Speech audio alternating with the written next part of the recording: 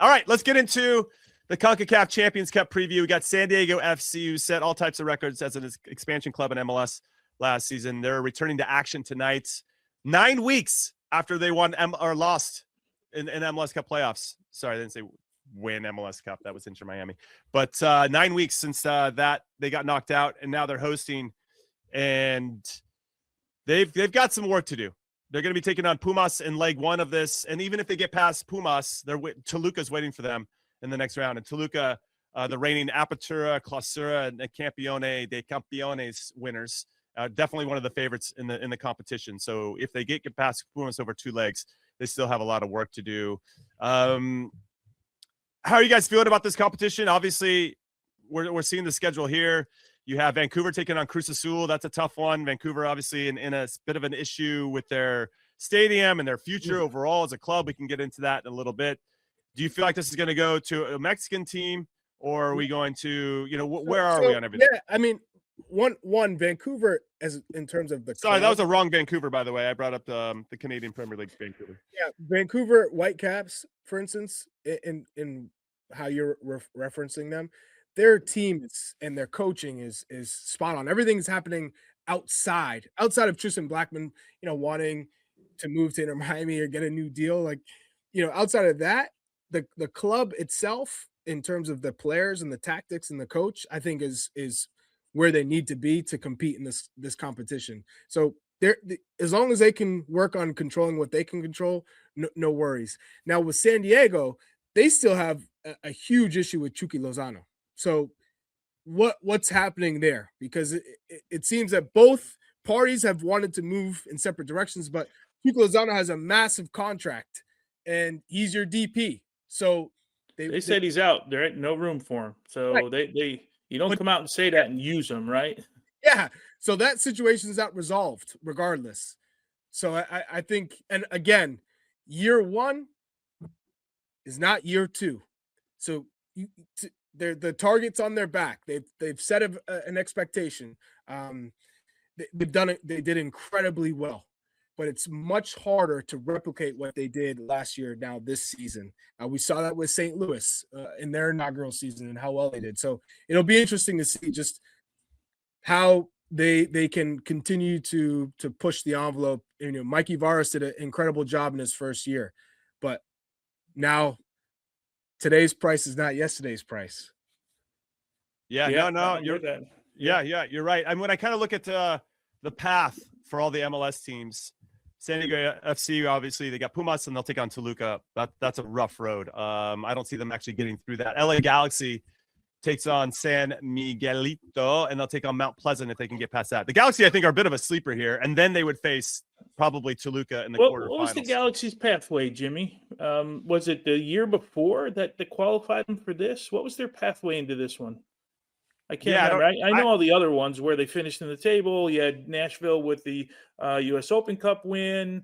Maybe it was MLS Cup. Yeah, but we already had another MLS Cup winner. I know, but maybe because that's a good question. I don't know. Right? Philly top Supporter Shield, top of the East. I'm LAFC. I think LAFC got in as well. I think there was record. Yeah, it was record because they take the next couple of teams in your league, right? FC Cincinnati gets in that way. A Galaxy, Nashville. I'm just confused by the Galaxy. I'm sure they've got it explained. I just don't know what it is. And we're waiting for our producers to update us. yeah. But, I just can't. When I saw them, this one, I said what you said. Finishing third place in 2025. Finishing third place in the 2025 Leagues Cup gets you in. Yeah, I guess.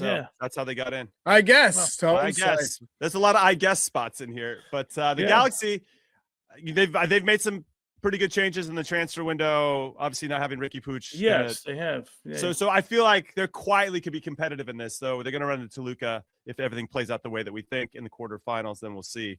LAFC got Real España and then Alajuelense potentially in the round of 16.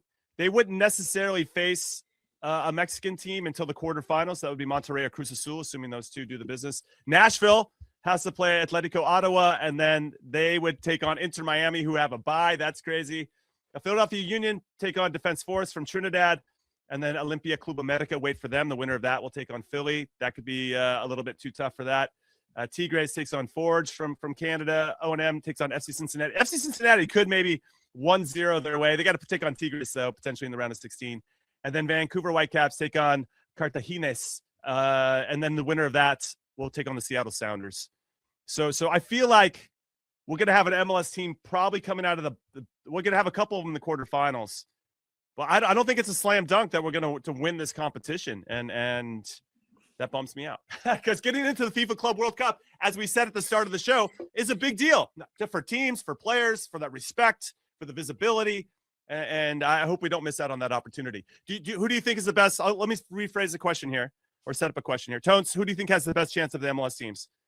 Inter Miami. Inter Miami. Yeah, 100% Inter Miami. Okay. I think they're built for this. If you remember what Jorge Mas said right after the final, literally after the final on the field, he said, our next goal is champions. He was talking about CONCACAF Champions Cup, right? That was what he was referencing. If you look at their offseason and what they're doing right now, it's all built around being the best team in CONCACAF. And I think they're just going to go for it at every turn. We might see them slip off a little bit in the beginning of the season in MLS. We've seen that before with their focus on this, but they for me, Chuck, are the best and probably the most obvious.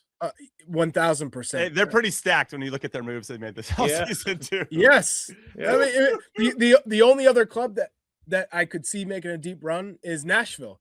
You know, you get Espinoza, but they have to play Inter Miami in the next round. So, you know, I would have liked to see Nashville in a different part of the bracket, but yeah, I mean, LAFC could be another one. Although, what was that whole thing with Bouanga saying, you know, his dream move got, you know, blocked for him. So interesting to see how that pans out. Yeah, Steve Cherundolo got out of that situation very delicately. Here, Mark Dos Santos, you can handle all of the stuff that's going to happen here in the offseason. I'm going to go chill out in Germany. Yeah, Miami, clearly the best MLS team.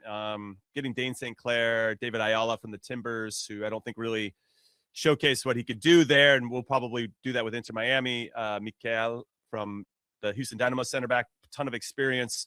Sergio Reguilon. Can we talk about Sergio Reguilon? I feel like he's been everywhere. You're still forgetting the DP striker? Herman from Monterrey. Betarame? Yeah, Betarame. That guy's sick. So you have him as well. Yeah, sorry. He was last on the list there. But Betarame is going to score a lot of goals in that team, man. Yeah. A lot of goals. Yeah. They retained Allende as well. And then Reguilon, he's not a like for Jordi Alba, but he can get up and down and has got a little sauce to his game. We'll see if he can find it consistently with Inter Miami. But yeah, I mean, even the Mexican teams should be like, holy crap, Inter Miami's really good. They're going to be tough to beat over two legs. That's what I'm going to say. Reguilon, I guarantee you knows that in that position, wherever you are in the field, you just pass the ball to Messi. Like his job just became really, really easy. Yeah. He has no decisions to make whatsoever. Wherever Messi is, that's where you get the ball to him. All right. He's going to be quality in the league, I think. I know he's had a little bit of a struggle over the last couple of years, but he'll do okay here. Yeah, everybody seems to be a lot happier when they show up in Miami and get to live there. Oh, we got a knee injury. Sounds like. Oh, wow. Is that Reguilon here? Yeah, I heard his knee. Unclear how serious. Could miss some time. Okay. All right. Well, thankfully they got some reinforcements. And Avi's on top of it. He's on top of it. He's on top of it. Avi, nice. All right. Well, again, that tournament starts tonight. San Diego FC hosting Pumas. We'll see how they do, and obviously we'll be talking about their results in our next show. Oh, look at you! He got to the end of the video. Thanks for watching. We appreciate it. So if you want more average to good content, then you know where to go find it. Go peruse our channel, then hit like, then hit subscribe, and of course, turn on your notifications so that you never miss a show. We'll see you next time.